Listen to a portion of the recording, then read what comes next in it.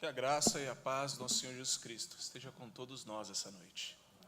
Amados irmãos, é um privilégio para mim e para minha família servir essa igreja, onde nós fomos muito bem recebidos e acolhidos como irmãos em Cristo, como deve ser.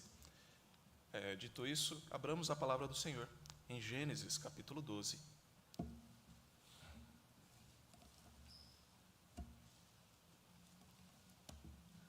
Gênesis capítulo 12.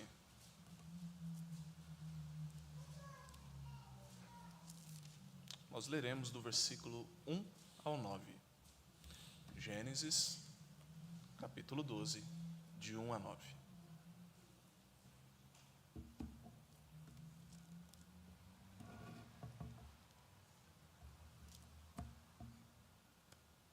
Diz assim a palavra do nosso Deus. Ora, disse o Senhor a Abrão: sai da tua terra e da tua parentela e da casa de teu pai, e vai para a terra que eu te mostrarei. De ti farei uma grande nação, e te abençoarei, e te engrandecerei o nome, se tu uma bênção. Abençoarei os que te abençoarem, e amaldiçoarei os que te amaldiçoarem. Em ti serão benditas todas as famílias da terra. Partiu, pois, Abrão, como lhe ordenara o Senhor, e Ló foi com ele. Tinha Abrão 75 anos quando saiu de Harã. Levou Abrão consigo e Sarai, sua mulher, e a Ló, filho do seu irmão, e todos os bens que haviam adquirido, e as pessoas que lhes acresceram em Harã. Partiram para a terra de Canaã, lá chegaram. Atravessou Abrão a terra até Siquém, até o carvalho de Moré. Neste tempo os cananeus habitavam essa terra. Apareceu o Senhor a Abrão e lhe disse: darei à tua descendência essa terra. Ali edificou Abrão um altar ao Senhor, que lhe aparecera. Passando dali para o monte ao oriente de Betel, armou a sua tenda, ficando Betel ao ocidente e Ai ao oriente. Ali edificou um altar ao Senhor, invocou o nome do Senhor. Depois seguiu Abrão dali, indo sempre para o Neguebe. Oremos mais uma vez, meus irmãos. Senhor, nosso Deus e amado Pai, ó Deus, tua palavra foi lida e será proclamada aqui esta noite. Ó Deus, nos ajude a compreender as verdades que estão escritas neste livro belíssimo da lei. Deste livro, ó Deus, que nos guia, nos orienta e nos traz, ó Deus, todo o caminho necessário para alcançarmos o nosso alvo, que é Cristo. Ó Deus, ajude-nos a compreender a Tua palavra, que o Teu Santo Espírito inunde os nossos corações, ó Deus, e nos dê o discernimento da Tua palavra. É isso que oramos em nome de Jesus. Amém. Meus irmãos, vocês já passaram por momentos de incerteza? Momentos onde existe dúvida, onde você precisa tomar uma decisão e de repente você fica ali receoso de tomar essa decisão por conta das circunstâncias. Nem sempre é tudo favorável, nem sempre está tudo muito claro. Às vezes um jovem quer saber qual curso vai fazer e não está tão claro, ele não tem ali um direcionamento muito claro. Às vezes aquela mulher, aquele casal que está vendo ali um teste de gravidez em sua frente, dizendo positivo, e agora eles não sabem o que fazer diante da vinda de um novo menino ou de uma nova menina. A verdade é que em grandes momentos, de momentos de decisões, nós precisamos tomar atitudes, não podemos ficar parados. E esta história fala sobre alguém que precisou tomar atitude, assim como um teólogo luterano alemão chamado Dietrich Bonhoeffer. Ele foi conhecido pela sua decisão firme em tempos de grande incerteza. Era aquele período da Segunda Guerra Mundial, período de trevas, onde ser cristão poderia ser um grande desafio. Alguns cristãos naquele período sucumbiram ao governo nazista e resolveram deixar as suas igrejas nas mãos deste governo. Mas existiam outros crentes, outros cristãos que disseram não à disseminação do mal e do ódio, não à caça aos judeus. Bonhoeffer foi um desses pastores. Ele não queria, de fato, que o ódio fosse pregado ali e que as pessoas morressem. Bonhoeffer então começou a ser perseguido por esse governo, mesmo em meio à batalha, ele continuou pregando, até que chegou o ponto onde ofereceram para ele de ir para os Estados Unidos e sair daquele caos que estava a Alemanha. Mas ele ficou lá. Mediante a oração, ele percebeu que ali era o seu lugar e ele precisava estar na sua terra, pregando o Evangelho. Não apenas pregando o Evangelho, mas ele criou ali, junto com outros amigos, um seminário para fazer novos pastores contra a vontade do governo nazista. Bonhoeffer teve várias oportunidades de entregar a sua fé, ou não precisava nem entregar a sua fé, era só dizer que concordava com o governo alemão e ajudaria em determinada situação, e então ele ficaria em paz. Ele não fez. Em 1943, Dietrich Bonhoeffer foi preso. Em 1945, foi executado por esse mesmo governo. Ele estava em tempos de incertezas, precisava tomar uma decisão, se baseou na vontade de Deus e foi fiel até a morte. Meus irmãos, assim como a história de Abraão, nós vamos ver que nem sempre fazer a vontade de Deus está dentro da nossa alegria ou dentro da nossa vontade. A alegria vem em fazer a vontade de Deus, mas nem sempre é aquilo que nós sonhamos, aquilo que nós queremos. Às vezes nós queremos comprar um carro novo e queremos determinado carro, mas é a vontade de Deus que prevalece, e esta vontade é perfeita, e ela é inabalável. À luz disso, nós vimos também como Dietrich Bonhoeffer confiou em Jesus, confiou em Deus para seguir as suas decisões. Abraão também confiou em Deus, obedecendo mesmo em tempos de incertezas, mesmo em meio ao caos. Abraão fez isso. Para uma contextualização rápida, meus irmãos, Abrão, mais tarde chamado de Abraão, aqui ainda era Abrão, o seu chamado, ele vivia em Ur dos Caldeus, uma região próspera, uma cidade bem grande até para aquela época, politicamente estável. Abrão era de uma família razoavelmente boa daquela região, e ele foi chamado para sair dessa cidade, dessa região. Abraão ele foi chamado por volta de 2140 a.C., em uma região onde tinha cultos lunares sendo construídos ali, zigurates. Nós podemos lembrar dessas esculturas que pareciam, esses templos, que pareciam pirâmides, os zigurates. Quem construiu muitos zigurates ali era também Nabonido, Nabucodonosor. A Babilônia tinha o costume de construir zigurates também. Em Gênesis 2, ele acaba marcando o início de uma era dos patriarcas. Começa ali Abrão e depois vem todos os patriarcas. Muda toda a perspectiva bíblica. Gênesis 12 é de fato um capítulo de suma importância para todo crente, porque Gênesis 12 marca uma divisão clara na Bíblia entre um período de trevas e um período de nova aliança. Um período que parecia sem esperança, e agora nova esperança vindo por meio de Abraão. E Deus chama Abraão para confiar nele. E Deus chama Abraão não porque Abraão era demais, não porque Abraão era excepcional, ou Abraão era jovem. Vimos que não, ele tinha 75 anos, era um jovem de 75 anos. Não era jovem. Abraão não tinha qualidades evidentes ali para ser chamado para este trabalho, mas Deus o chamou. O chamou no meio das trevas, o chamou no meio de lugares onde ele estava cultuando a deuses falsos. Sim, Abraão era um idólatra e Deus o resgatou. Assim ele também pode fazer com cada um de nós, ou assim ele já fez com cada um de nós. Nos resgatou do estado de morte e nos trouxe para a vida. Em tempos de incerteza, meus irmãos, em primeiro lugar, confie no Senhor. Em tempos de incertezas, confie no Senhor. Leiamos aqui o verso 1 do capítulo 12. Ora, disse o Senhor a Abrão: sai da tua terra, da tua parentela e da casa de teu pai, e vai para a terra que te mostrarei. Este primeiro imperativo, sai da tua terra, é um chamado para você, é um chamado para mim. Sai da sua zona de conforto, sai daquilo que você acha que está tudo tranquilo, sai da sua maneira de pensar de que está tudo bem fazer as coisas de qualquer maneira. Meus irmãos, nós somos chamados como crentes que vivem de uma maneira medíocre. O cristão, ele tem que ser excepcional porque Cristo é excepcional. E seguir a Cristo é seguir o seu exemplo máximo, de não ficar na sua zona de conforto, de não sentar ali e ficar. Cristo poderia de fato não ter descido e carregado aquela cruz. Ele poderia ter ficado ali orando no Monte das Oliveiras, ele poderia ter negado ou apenas pisado no freio. Mas não, Cristo, ele de fato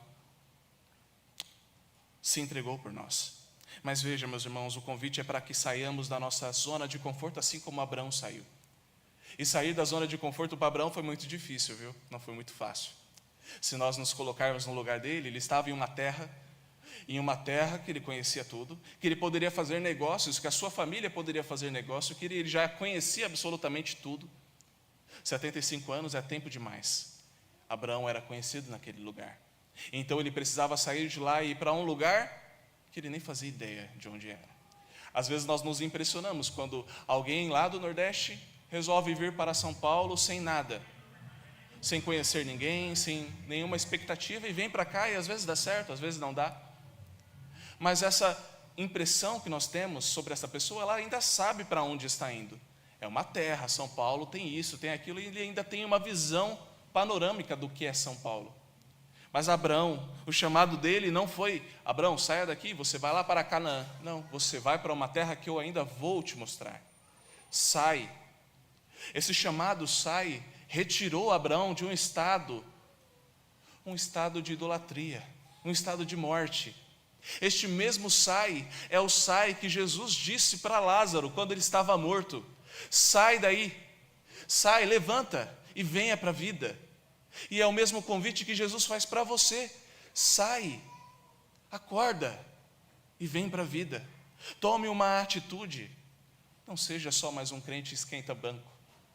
Seja de fato um crente ativo, um crente que trabalha para o Senhor ativamente, ousadamente.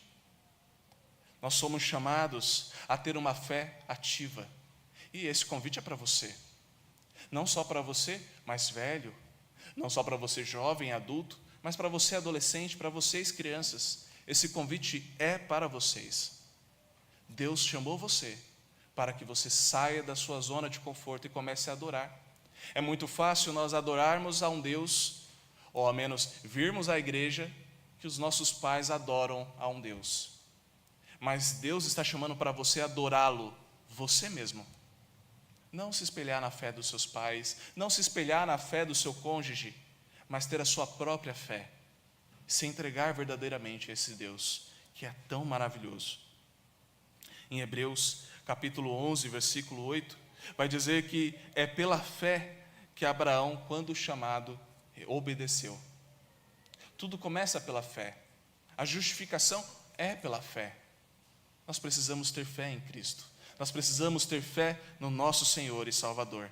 Então confie, mesmo quando pareça impossível. Confie em Deus. Os tempos ali não eram bons. Nós podemos ver a narração aqui de Gênesis até o capítulo 11.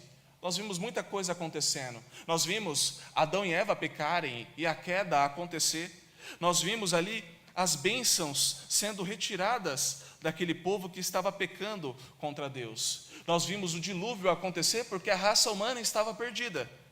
Nós vimos homens tentando construir uma torre tão grande, para ficar tão grande quanto Deus, para se unirem, para serem autossuficientes e não precisarem de um Deus. Nós vimos tudo isso, e nesses 11 capítulos, apenas 5 vezes, nós vemos palavras derivadas de bênçãos. Apenas 5 vezes, em 11 capítulos da Bíblia, vimos a palavra bênção. Foi um período difícil e realmente incerto. Mas agora Deus traz 5 bênçãos nestes próximos 2 capítulos. 5 maneiras de abençoar o seu povo em apenas 2 versículos, Apenas 2 versículos. Em 11 capítulos, 5 bênçãos. Em 2 versículos agora, mais 5 bênçãos. Leamos versículo 2 e 3. Diz assim: de ti farei uma grande nação, e te abençoarei, e te engrandecerei o nome, sê tu uma bênção. Abençoarei os que te abençoarem, e amaldiçoarei os que te amaldiçoarem. Em ti serão benditas todas as famílias da terra. Quantas bênçãos o Senhor está aqui prometendo para Abrão. A gente pode entender cada uma delas. Está dizendo que ele vai abençoar Abrão, engrandecer o nome de Abrão. Olha que contraponto interessante. Um pouco atrás, no Gênesis 11, vimos homens tentando engrandecer o próprio nome ao construir uma grande torre, a Torre de Babel. Eles queriam ter o seu nome engrandecido, mas Deus não deixou, confundiu as línguas e separou aqueles homens. Agora Deus está prometendo para Abrão: eu vou engrandecer o seu nome, farei o seu nome grande, sê tu uma bênção. Abençoarei os que te abençoarem, amaldiçoarei os que te amaldiçoarem. Quem faz isso, senão um pai ou uma mãe? É o pai que abençoa a quem abençoa o próprio filho, e amaldiçoa a quem amaldiçoa o próprio filho. Será que alguém fazendo o bem ao meu próprio filho, eu vou achar ruim? Pelo contrário, se alguém quer fazer um favor para mim, faça um favor ao meu filho e terá a minha gratidão. Mas se alguém quiser o meu desfavor, é fazer um mal ao meu filho, e assim terá o meu desfavor. É assim com todo pai e com toda mãe. Deus não está apenas aqui prometendo a Abrão que será o intercessor e vai proteger Abrão, mas Deus está aqui chamando Abrão e falando: Abrão, eu serei o seu pai, e você será o meu filho, e de ti sairá uma grande nação, cuja qual será o meu povo, todos meus filhos. Esta é uma grande promessa. Esta é a promessa da adoção. Esta é a promessa que nos diz que nós não somos mais perdidos, nós não somos mais andarilhos, mas agora somos filhos de um rei, de um grande rei, de um Deus grande e poderoso. Em ti serão benditas todas as famílias da terra. Somos abençoados porque Deus abençoou Abrão e fez nova aliança com ele, e nós vamos ver mais para frente o porquê que essa aliança chegou até nós. Afinal, a genealogia parece que não chegou até nós. A gente nem sabe mais onde está. Aqui na Bíblia nós tínhamos a genealogia tudo bem certinho, bem designado, mas agora parece que se perdeu. Agora, quem é da tribo de quem? A gente vai entender um pouco mais sobre isso. Meus irmãos, em Gálatas, capítulo 3, versículos 7 a 9, diz assim: sabei, pois, que os da fé é que são filhos de Abraão. Ora, tendo a Escritura previsto que Deus justificaria pela fé os gentios, pré-anunciou o Evangelho a Abraão: em ti serão abençoados todos os povos, de modo que os da fé são abençoados com o crente Abraão. Então agora nós somos filhos de Abraão, somos filhos de Deus, porque pela fé somos herdeiros de Abraão. Pela fé em quem? Fé em Cristo Jesus, nosso Senhor. Nós somos filhos de Abraão não pela lei, não por uma descendência, por uma genealogia, mas nós somos filhos de Abraão porque cremos em nosso Senhor Jesus Cristo. Somos filhos de Abraão porque fomos adotados por Deus, não por direito, porque ninguém tem direito a ser filho de Deus, mas fomos adotados, resgatados da morte para a vida, assim como Deus fez com Abraão. Cristo nos resgatou da maldição da lei. Cristo nos resgatou da maldição da lei, fazendo Ele próprio maldição em nosso lugar. Porque está escrito: maldito todo aquele que for pendurado no madeiro, para que a bênção de Abraão chegasse aos gentios em Jesus Cristo, a fim de que recebêssemos pela fé o Espírito recebido. Gálatas 3, 13 a 14. Meus irmãos, nós fomos resgatados e somos chamados filhos de Abraão, porque Cristo morreu naquela cruz e nos adotou como filhos de Deus. Nós agora temos herança em Abraão. Então sim, meus irmãos, podemos confiar nesse Deus, porque este Deus nos chamou não foi para covardia, esse Deus nos chamou não foi para que nós andássemos de maneira medíocre, mas esse Deus nos chamou para servi-lo de maneira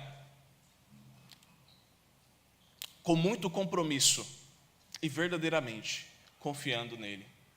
Quando nós não confiamos em Deus, nós somos piores que os ateus.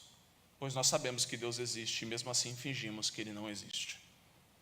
Então, meus irmãos, confiemos em Deus em nossas decisões. Se você precisa tomar uma decisão, confie em Deus e o mais Ele fará. Que alegria termos Deus, que alegria termos Jesus por advogado, que alegria é termos a nossa fé alicerçadas em Cristo Jesus. Em segundo lugar, meus irmãos, obedeça ao Senhor. Em tempos incertos, obedeça ao Senhor. Obedeça indo onde o Senhor mandar. Veja o versículo 4, diz: Partiu, pois, Abraão, como lhe ordenara o Senhor, e Ló foi com ele. Tinha Abraão 75 anos quando saiu de Harã.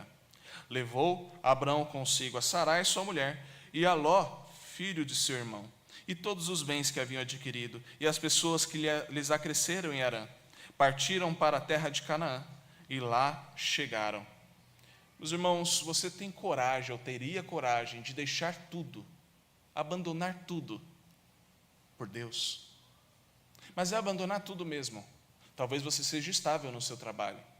Abandonar o seu trabalho. Talvez você tenha uma aposentadoria. Abandone essa aposentadoria. Pense neste cenário. Eu não estou falando para você abandonar nada, mas pense neste cenário. Você seria capaz de abandonar todas as coisas que te dá estabilidade e segurança e confiar unicamente em Deus? Porque se a resposta dentro do seu coração, e não aquela que você vai me dar, porque a resposta que você pode me dar e pode ser uma resposta talvez pecaminosa. Talvez você vai me responder, sim, eu teria coragem. Mas olha para o seu coração. O que te impediria hoje de seguir a Deus? De largar tudo e de seguir a Deus?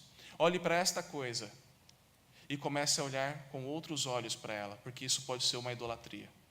Se os seus filhos te impediriam de servir a Deus, seus filhos podem ser objetos de idolatria da sua parte. E, meus irmãos, nós precisamos tomar muito cuidado quando nós falamos de idolatria, porque nós temos um Deus que é o nosso Pai. Nós temos um Deus que Ele é um Deus ciumento. É um Deus que não divide glória com ninguém. É um Deus que é todo santo e é o único Deus. Quando nós colocamos qualquer Deus no lugar deste Deus, pode ter certeza que esse Deus vai ser destruído. Então pense bem, se você coloca o dinheiro como ídolo na sua vida, como o fator de estabilização da sua vida, em primeiro lugar, Deus pode quebrar isso em você. Se você coloca o seu trabalho em primeiro lugar, Deus pode quebrar isso em você. Se você coloca os seus filhos em primeiro lugar, Deus pode quebrar isso em você. Meus irmãos, obediência ao Senhor é também se abdicar das coisas que você acha que pode te dar estabilidade, mas a única coisa que pode nos manter firmes é Deus.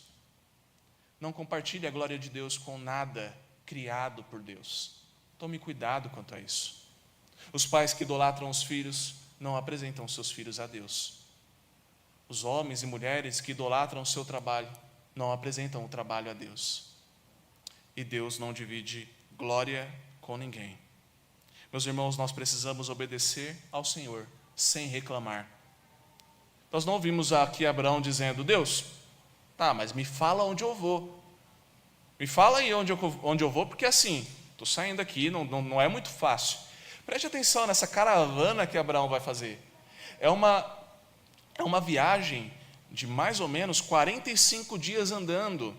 Uma viagem longa, até chegar na terra onde ele iria. Não era uma viagem que dá para dar um pulinho ali e já voltar. Não, é uma viagem de 4, 5, 8 horas. É uma viagem longa. E eles não tinham carros naquela época. Eu acho que também não deveria ter moto e nem nada do tipo, muito menos avião. A grande verdade é que naquela época o meio de transporte mais comum seriam cavalos ou até camelos. E eram o que eles levavam, burros, eram o que eles levavam as coisas e eles carregavam. A maior parte do percurso era feito a pé mesmo. E um percurso tão longe como este, era de se admirar se ninguém tivesse morrido no caminho. Mas nós vimos que Abraão saiu ali com uma caravana. A Bíblia nos mostra depois que ele tinha um exército, um mini exército de 318 homens. Portanto, eram bastante servos que Abraão levou. Não era uma viagem normal, e era uma viagem de ida e não de volta. Abraão sabia que estava indo para um lugar que ele não conhecia, e ele sabia que não estava indo para voltar. E ele estava indo para fazer morada naquele lugar. Meus irmãos, e nem mesmo assim, nós não vimos Abraão duvidar. A Bíblia não diz, e olha, a Bíblia não costuma esconder erro de ninguém, viu? Nós vimos a Bíblia mostrando outros erros de Abraão. Nós vimos a Bíblia mostrando erros de Noé, de Davi, de Salomão, de qualquer outro que apareceu aqui na Bíblia, porque a ideia é que nenhum homem aqui é sem pecado, a não ser Cristo Jesus. A Bíblia nos mostra o pecado de cada homem que passou aqui pelas Escrituras. Ela não mente sobre isso. E é tão lindo saber isso, porque mesmo os heróis da fé pecaram, assim como eu e você.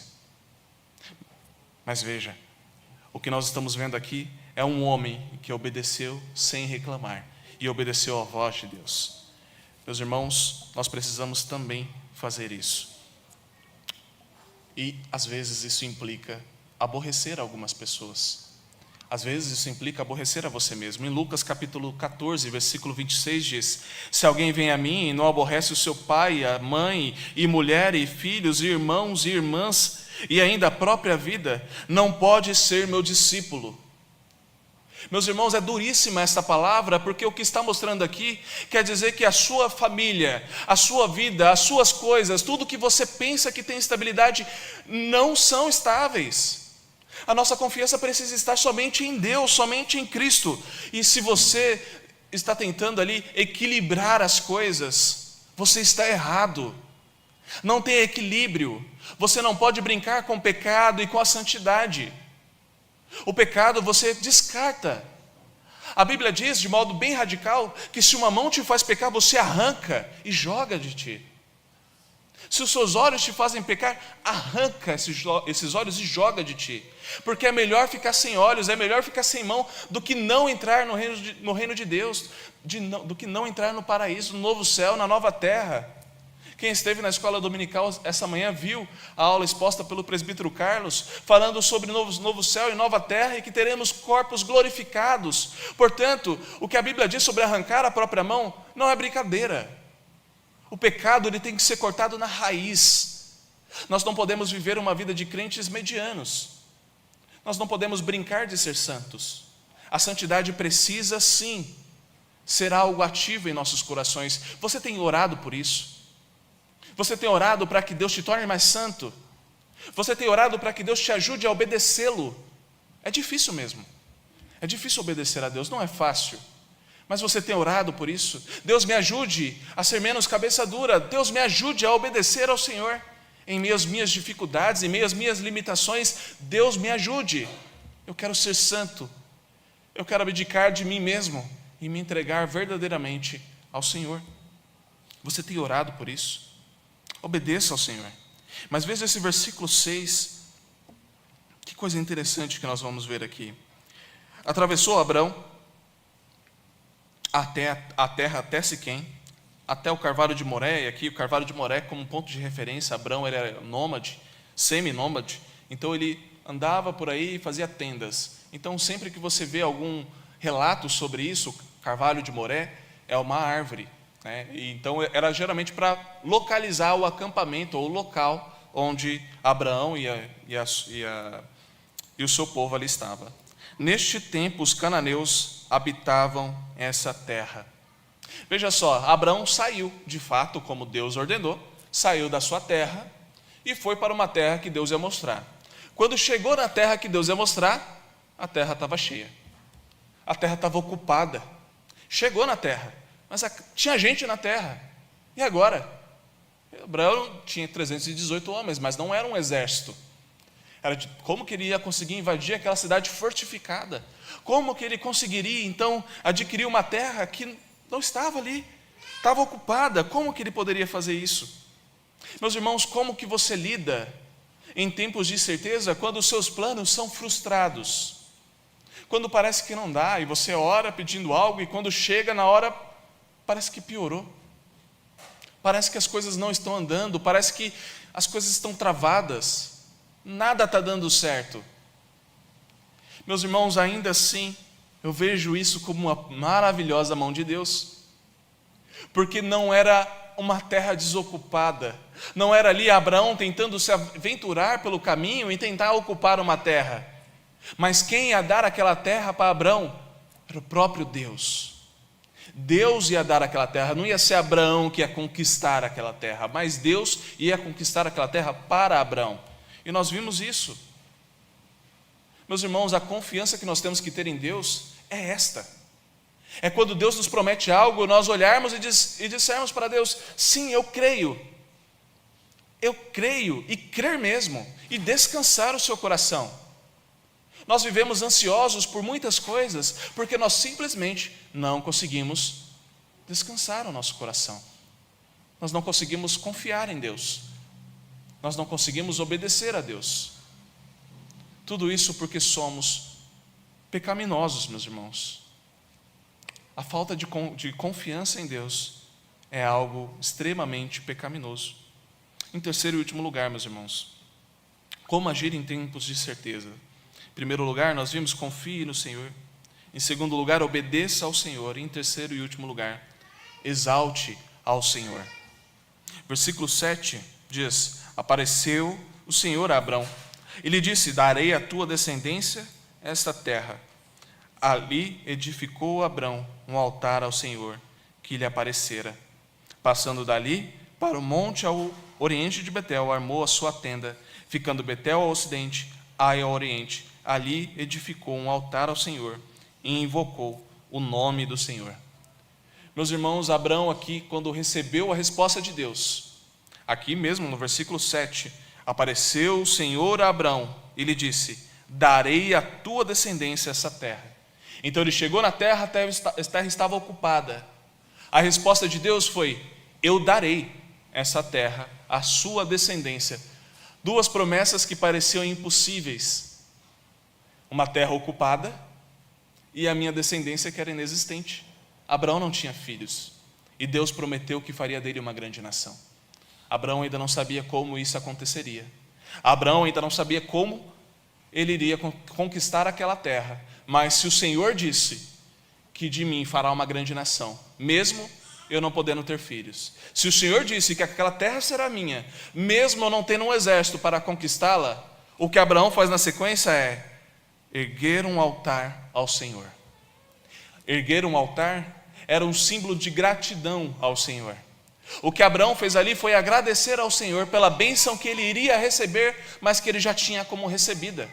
Abraão disse ao Senhor, com esse ato: Deus, eu sei que o Senhor fará isso, e eu já estou grato pelo que o Senhor está fazendo por mim.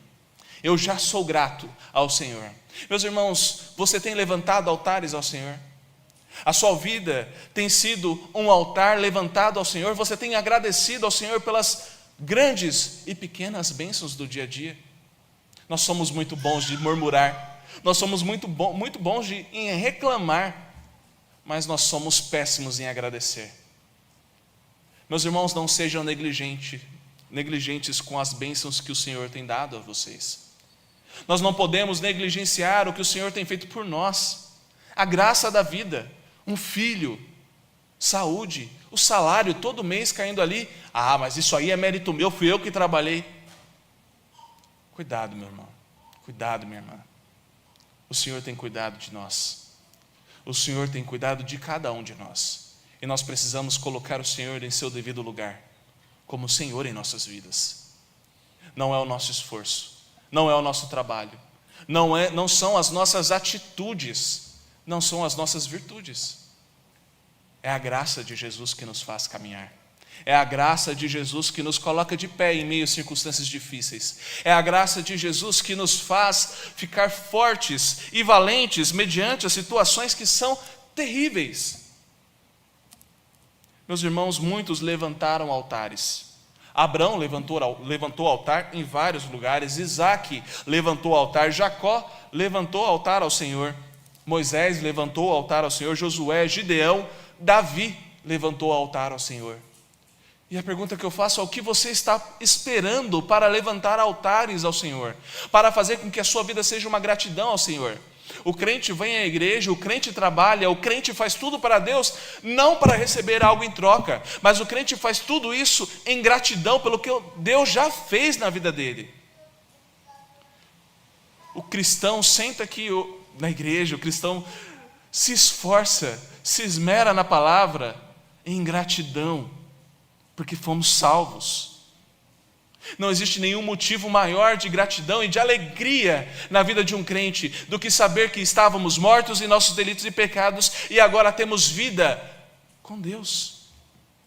Então, se isso não é motivo para nos alegrarmos, meus irmãos, você não tem mais nenhum motivo para se alegrar, porque se Cristo não ressuscitou, é vã a nossa esperança. Então, se Cristo não é motivo de gratidão, se você não é grato pela salvação em Cristo Jesus, você realmente não vai conseguir servir bem a igreja, você não vai conseguir dar uma aula na igreja, você não vai conseguir, muito menos participar de todas as programações, você não vai conseguir ser frequente nos cultos, você não vai conseguir convidar seus amigos para virem à igreja, porque você não tem nenhum motivo para isso. Mas agora aquele filme que você achou super legal, você indica para todo mundo. Meus irmãos, cuidado com as suas prioridades.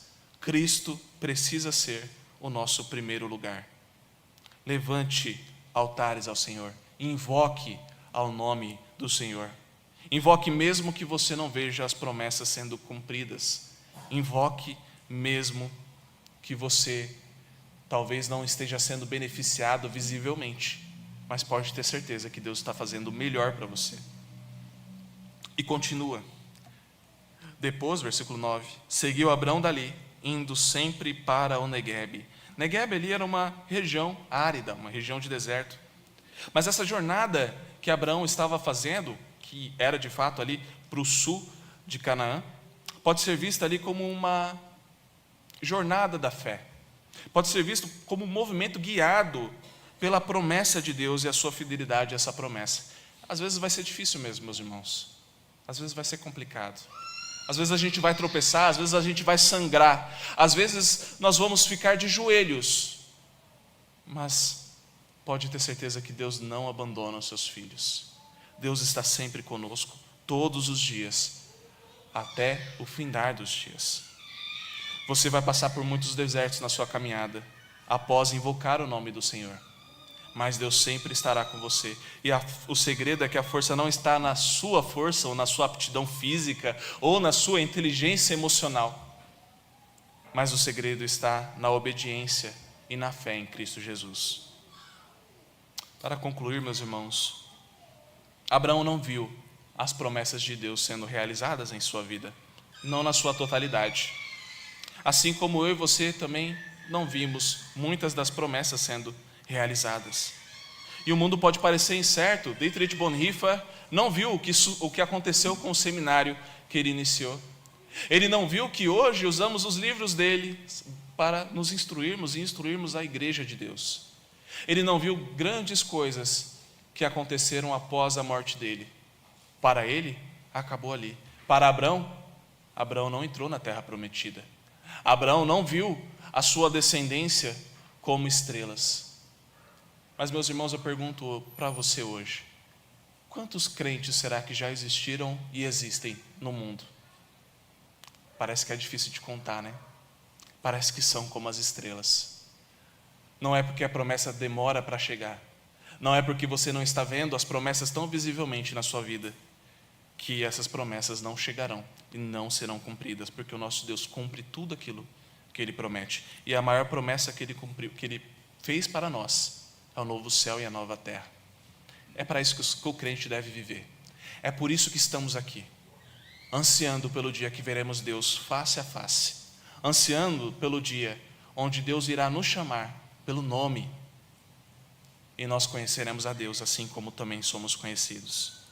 Estas promessas feitas a Abraão, em Gálatas capítulo 3, versículo 16 diz: as promessas foram feitas a Abraão e ao seu descendente. Não diz, e aos descendentes, como se falando de muitos, porém de um só, e ao descendente, que é Cristo. Meus irmãos, o grande descendente, cumpridor dessas promessas, da promessa da aliança, é Cristo Jesus. Ele sempre é o cumpridor de Deus nas promessas. Nós vimos Deus fazendo várias promessas, principalmente aqui a Abraão. De ti farei uma grande nação. Nós vimos Deus prometendo a Abraão um novo céu e uma nova terra. Nós vimos tudo isso, meus irmãos, que faremos o nome dele grande, e todas estas coisas sendo concretizadas em Cristo Jesus, aquele que tem o nome sobre todo nome, aquele pelo qual somos adotados por Deus, e fazemos então a grande nação de Abraão, um grande povo. A Bíblia diz que, se Deus quiser, faz até de uma pedra filhos de Abraão. Somos herdeiros de Abraão. Meus irmãos, Abraão não viu o novo céu e a nova terra, mas com certeza ele viu o céu. Com certeza, após a sua morte, ele viu a Deus. Assim como nós também veremos, essa nossa esperança, meus irmãos. Cristo fez com que nós pudéssemos nos achegar ao novo céu e à nova terra. Cristo nos deu esperança. Cristo é o caminho. Cristo nos levou, de fato, às promessas do nosso Deus, anunciadas por Cristo. Com Ele, nós sairemos vitoriosos pela glória de Deus Pai. Portanto, meus irmãos, eu convido os irmãos a tomarem uma atitude. Tome a atitude hoje. Tome a atitude agora. Não seja mais um crente mediano. Confie nas promessas de Deus. E como aquele primeiro imperativo, sai da sua zona de conforto. Entregue a sua vida a Ele. E o mais Ele fará.